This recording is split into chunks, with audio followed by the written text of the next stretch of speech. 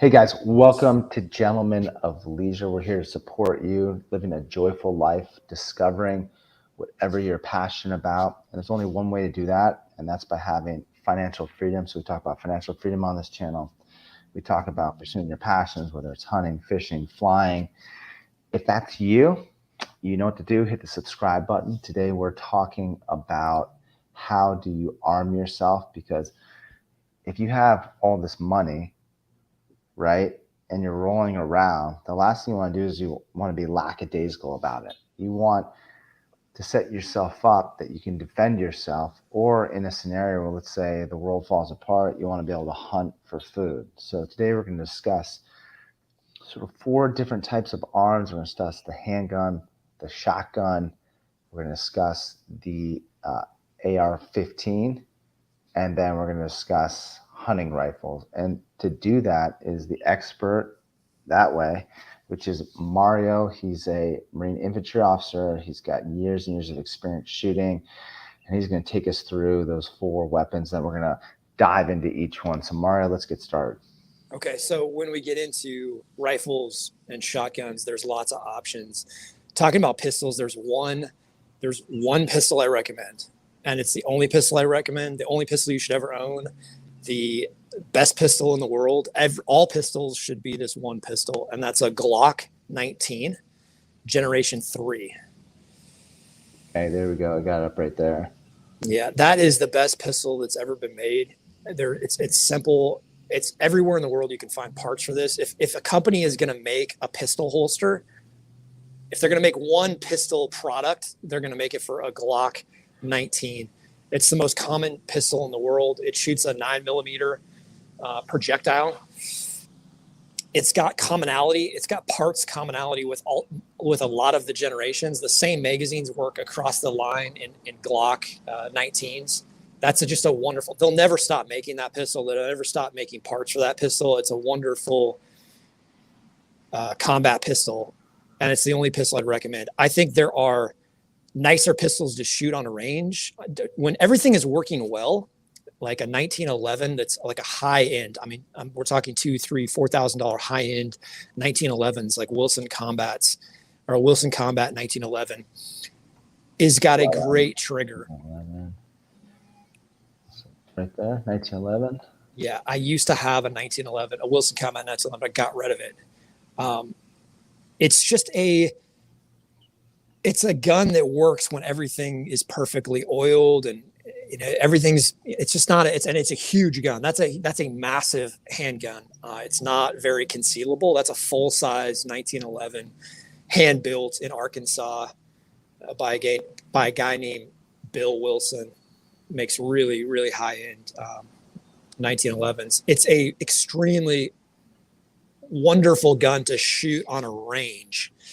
The trigger pull is awesome, but again, when the chips are down in life, you want the Glock 19 Gen 3. That's the best pistol. So let's talk about the difference between. We've kind of gone into what your opinion is on the best pistol, but why would you have a pistol? Why would you have a shotgun? Why would you have an AR-15? And then obviously you know why you have a hunting rifle. But with those three, what are your thoughts on when you're going to use it? And then, yeah, let's dive a little bit deeper into each one. Okay, so my thoughts on a pistol are it's a way to fight your way back to your rifle, or it's a way to fight your way out of a situation. I don't even recommend pursuing a conflict. Like, let's say you were in a movie theater. I mean, I went through this scenario with a boss of mine after the Aurora, Colorado shooting, and we were discussing, what would you do in a movie theater if, first, don't go. I mean, the easiest solution is don't go to a movie theater. The last time I watched a movie was True Grit with you and Julia in Jacksonville, Wyoming. That's the last movie I ever went into because of Aurora, Colorado.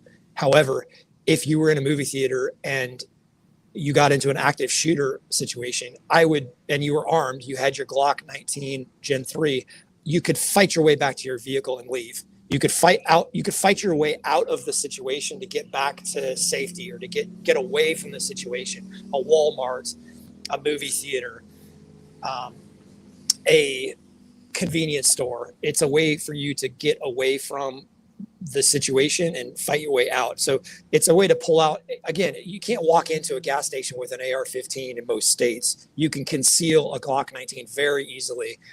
There's an index carry, which is right in the front of your waistband, which is a really hard way to detect if someone has a gun on them. It's very easy to blend in. Just the way your shirt covers the front of your body, it's very difficult to see if someone has a pistol concealed in an index carry. When it's on your hip, if you lean a certain way, or you're putting your hands on your hip, or you're checking it, you're silhouetting the right or the pistol, you're printing the pistol.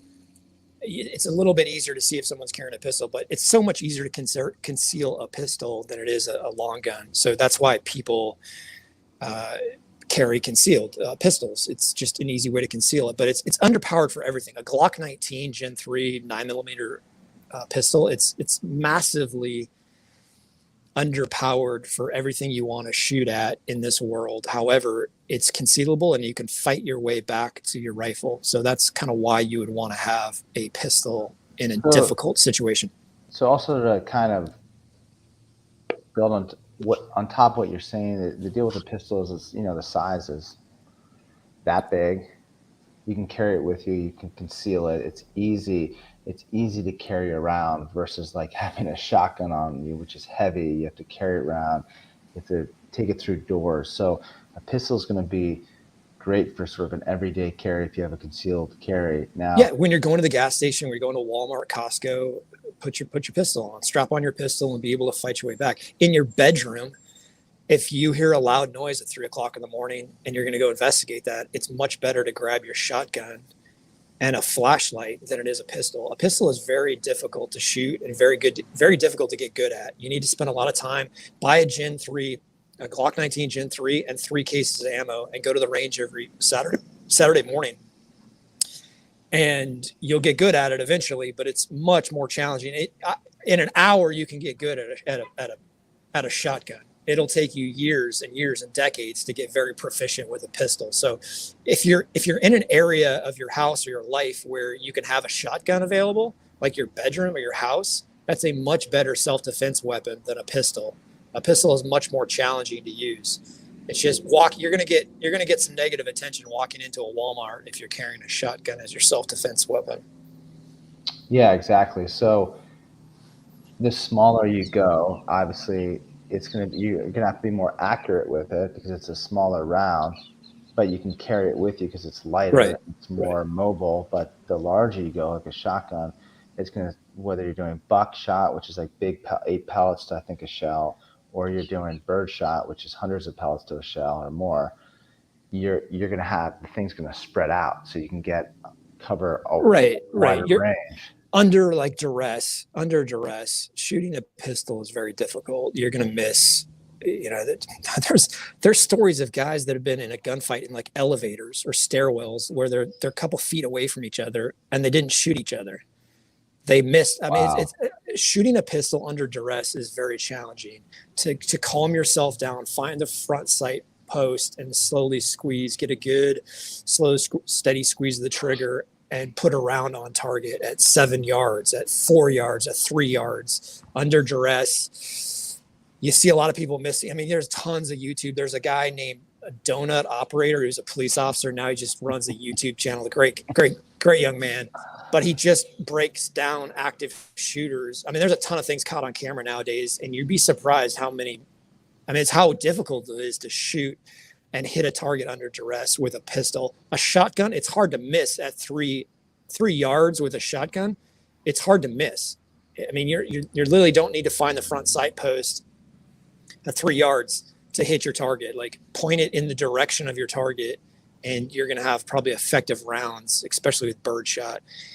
To add one thing to what you're saying, for anyone that's listening that may be on the fence about firearms because you've heard whatever you've heard in the media, here's the reality of the situation: is you grow your wealth, let's say you're a gentleman of leisure, you're rolling around the world and you're enjoying life.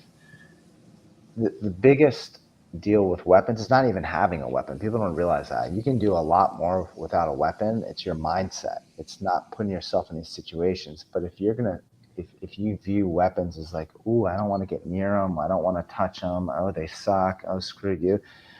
The threat, which is the enemy, which is psychopathic individuals, psychopath, if that's a word, they're out there and they're going to come at you. They don't care whether or not you like weapons or you don't like weapons, and they don't care whether or not you're training them or you're not training them. But having a knowledge of weapons, whether you have one or not, and how they're going to be employed on you, and how to de-escalate the threat is essential to protecting yourself. And as you grow in wealth, you may become more of a target if people find out you have that type of wealth. So knowledge is the most important thing, and then like tactical implementation of that weapon is I would say the second most important thing.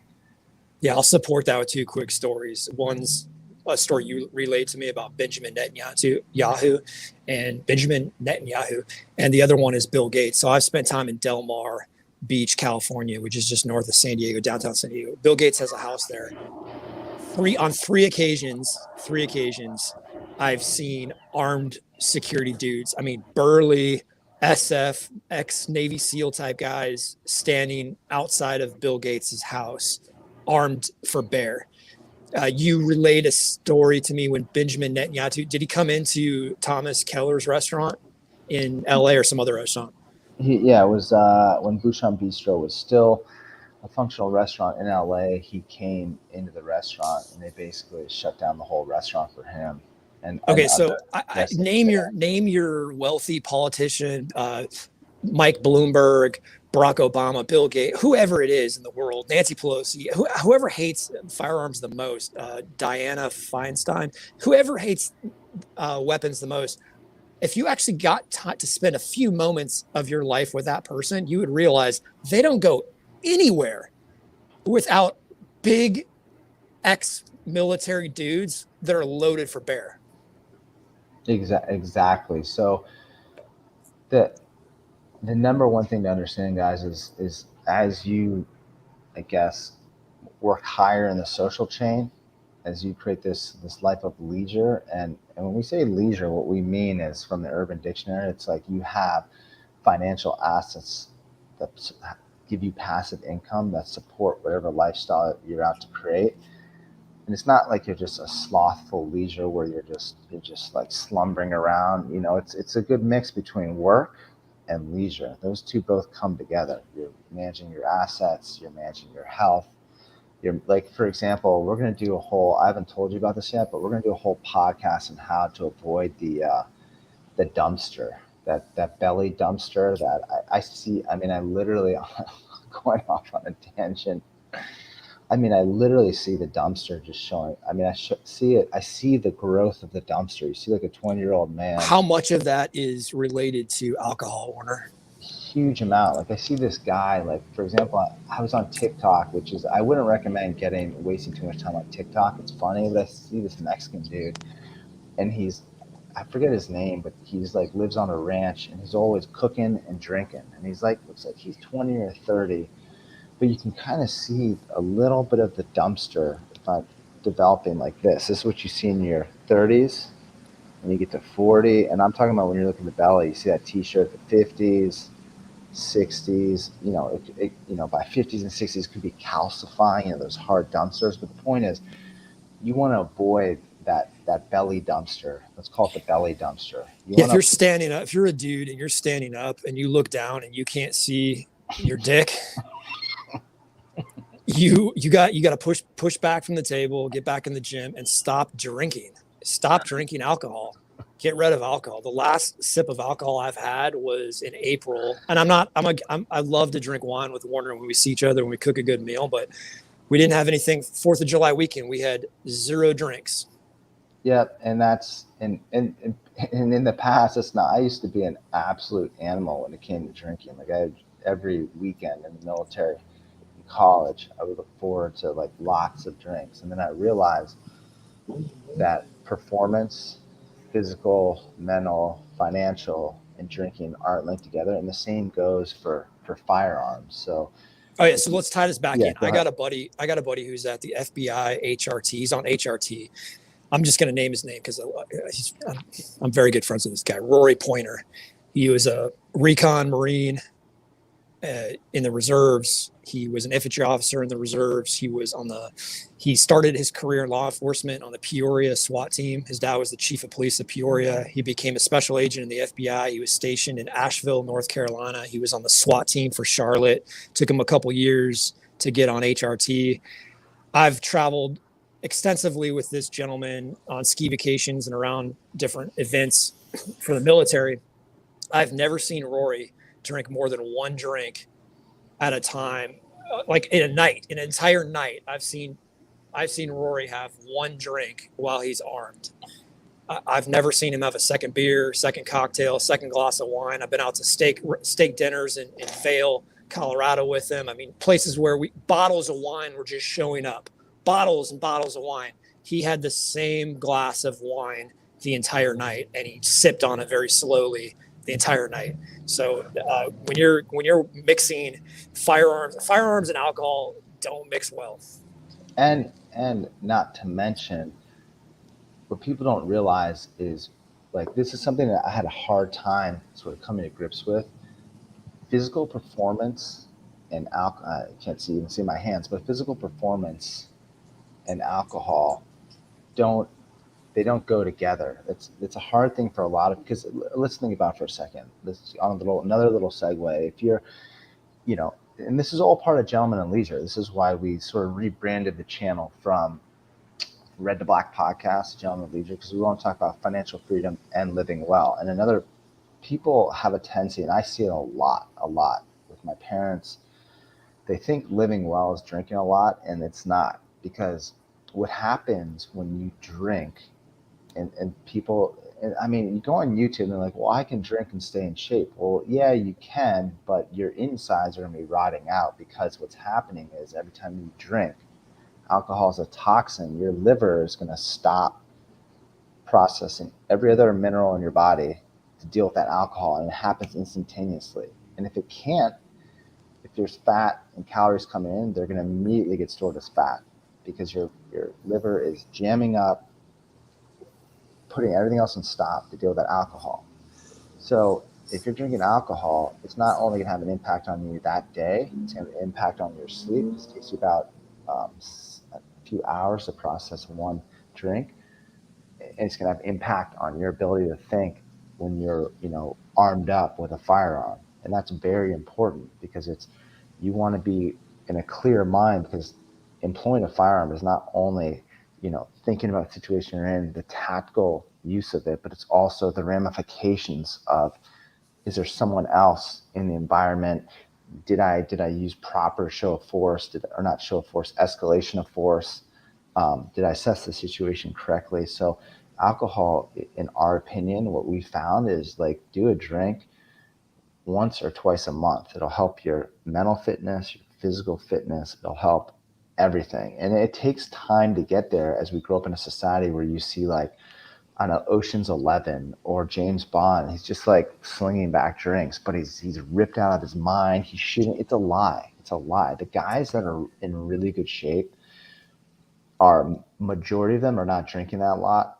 And the ones that are drinking are in the one small percent, like our friend Graham and my brother, who can just like drink whatever and nothing happens. But guys like me and Mario, I mean, it has detrimental effects on our body, and that's 99% of people. So if you're looking to live a very cool, chill life that's relaxed, focus on fitness, focus on health, and that'll support you becoming um, a better individual at, like, employing your firearm. Okay, let's go to rifles, Warner. Yeah. So I have three recommendations of guns I've used in combat and training in the Marine Corps extensively, and then I have a fourth recommendation where a lot of my colleagues and guys I've run into in the military have used this fourth firearm. So I'll start with a Colt AR-15 or M4. It's a great battle rifle. It works well. It's mil spec. It's probably the best $1,500 rifle you can buy. So I would just say Colt M4 or Colt AR-15. Yeah, there we go. Just a A2 right there. Yeah. That's a great, yeah, whatever, whichever one. That's a great rifle. That's a $1,500 rifle. And put right there as it's set up. Don't buy a bunch of optics. Don't buy a bunch of flashlights, a bunch of gear. Get a great rifle, and then spend all your extra money on ammo and training and going to the range and being able to employ that. The only thing I would add to that rifle starting off is a sling. I get a Victor's sling and that rifle and 3 cases of ammo. I had about a 15-year period of my life where I had unlimited ammo and basically unlimited time to go out to ranges and train. I mean, literally walk in my backyard and train. And that's what, it wasn't the rifle. You need a certain quality rifle, but you need training and time and ammo to make you proficient with that gun. The next one I've spent a ton of time around is an FN, Fabrique Nationale, just FN M4. It's made in South Carolina. It's a great battle rifle. Again, it's probably in that $1,500 range. That's just as good as, if just as good or not, or better than a Colt.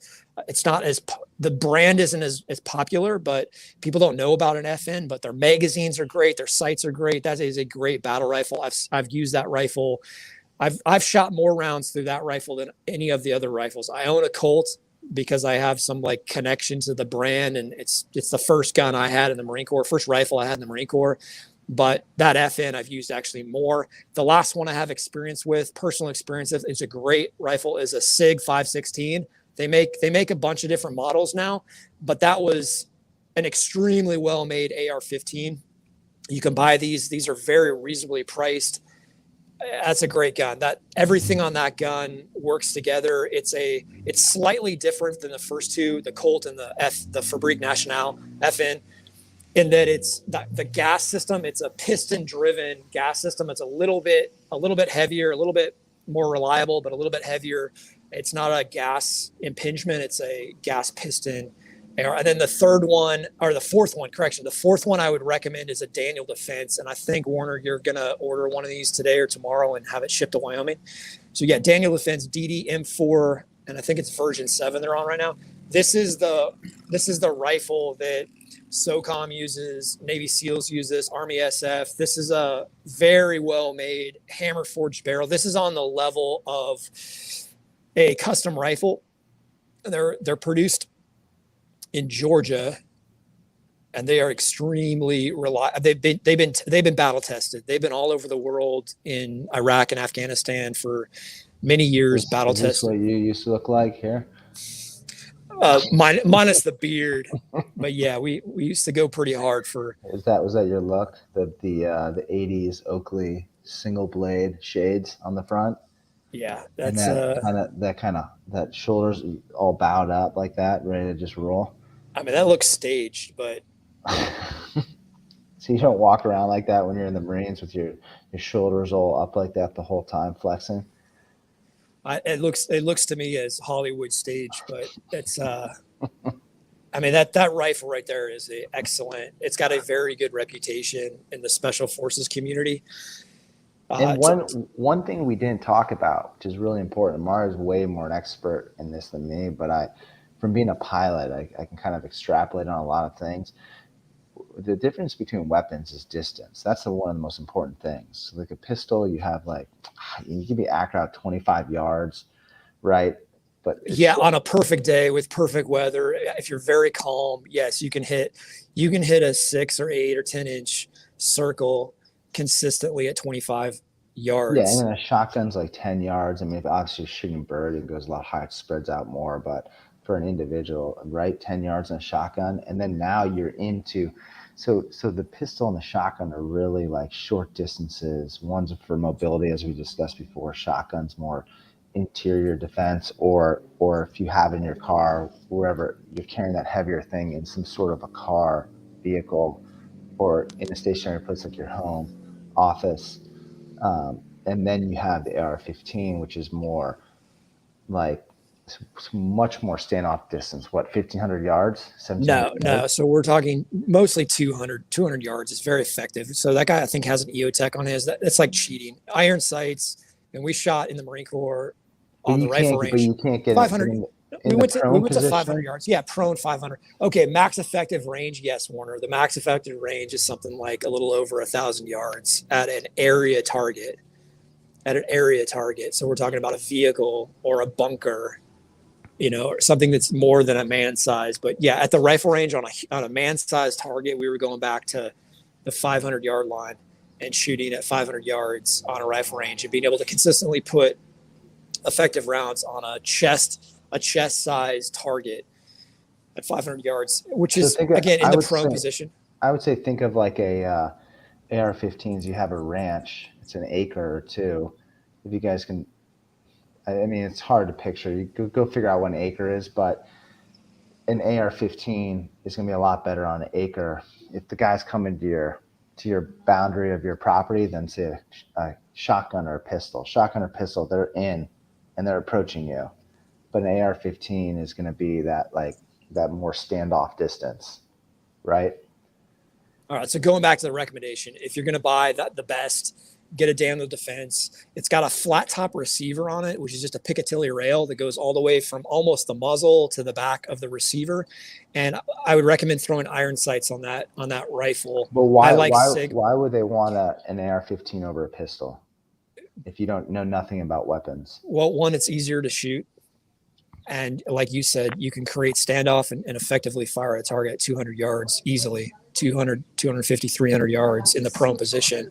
A pistol, like you said, it's 25 and in, and it's even at 25 and in, it's very difficult to get good at shooting a pistol. I wouldn't recommend a rifle for if you're just trying to have something in your house. The problem with a rifle is you're going to shoot through walls. Even 5.56, which is Remington 223, very similar to a Remington 223, that round will go through drywall, no problem. So you're endangering the lives. If you live in an apartment building, you're endangering the lives of people that you don't intend to engage. If you have children or other people in a house, you're endangering their lives.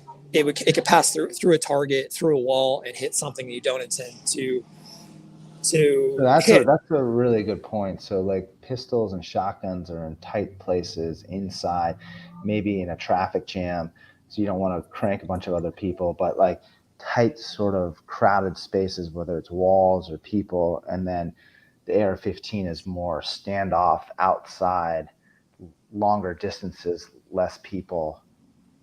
Just as a frame of reference for people that are kind of thinking about this stuff.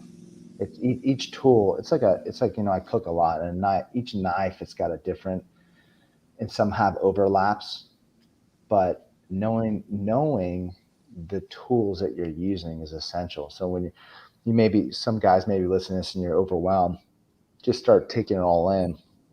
Understand the different tools, the ranges, how to employ, and go hire someone to teach you how to do it. That's the most important point.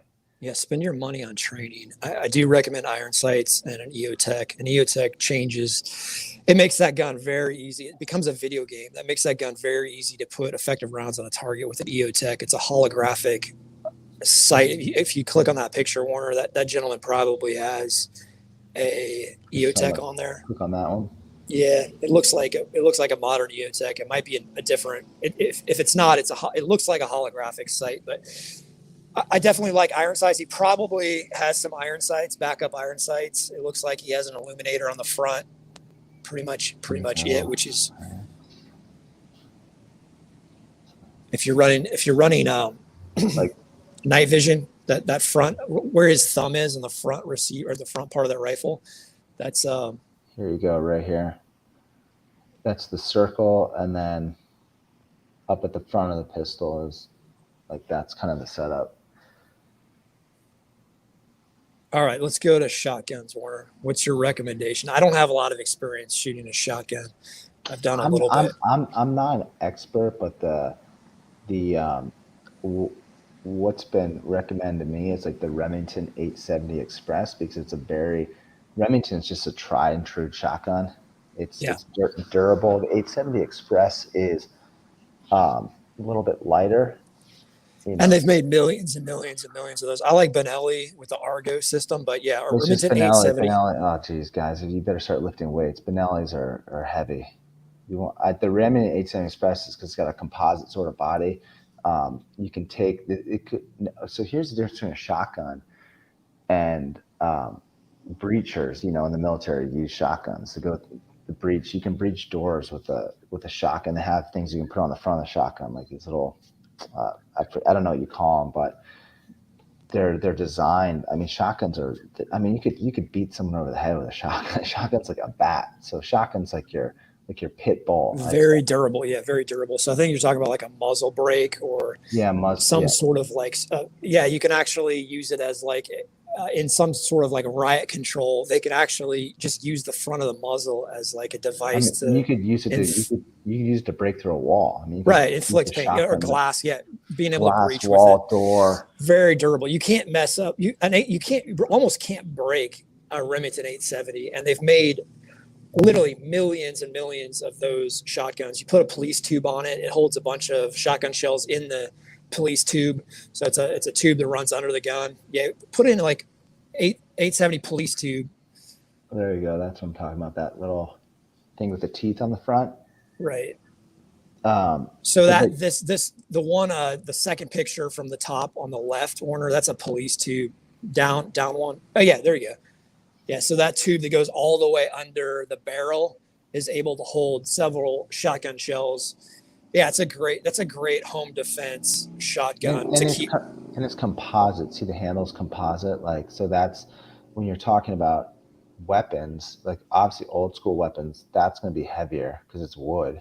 Or I mean, composite probably up there, wood. I don't know if that That's could be both wood. composite, That looks both wood.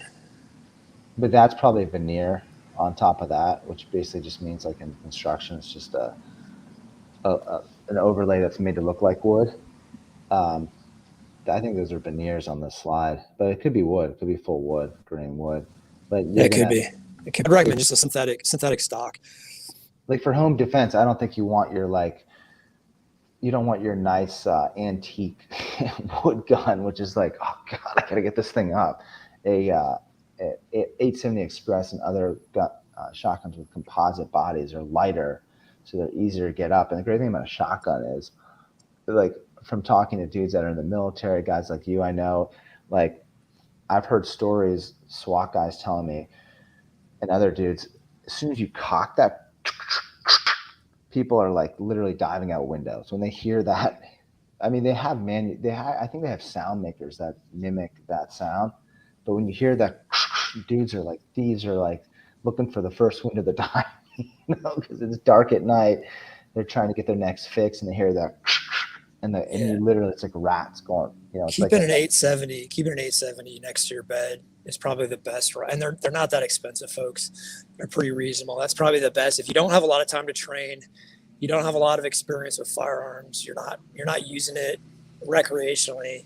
You're just using it for self-defense in your home. That's a great rifle, or so. that's a great shotgun. So let's recap on everything because we're about out of time here. We're about the over 30-minute mark. So we have the handgun, which is a great mobile asset.